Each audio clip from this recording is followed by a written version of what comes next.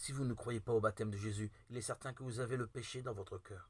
L'apôtre Jean a dit, si nous disons nous n'avons pas de péché, nous nous abusons, la vérité n'est pas en nous. 1 Jean 1,8. Si nous n'avons pas transmis nos péchés par notre foi en le baptême de Jésus, le péché est toujours en nous.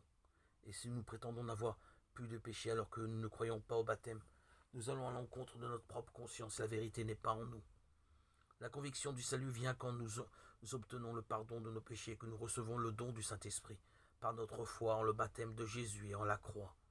L'apôtre Paul a dit, non qu'il y en ait deux, Galates 1,7. Il n'est pas d'autre évangile qui puisse nous sauver de tous nos péchés, sinon celui dont les apôtres ont attesté qu'ils ont reçu de Jésus par l'eau et par l'Esprit. Si nous ne croyons pas en l'évangile d'eau et d'esprit que les apôtres ont prêché, nous avons toujours le péché dans notre cœur.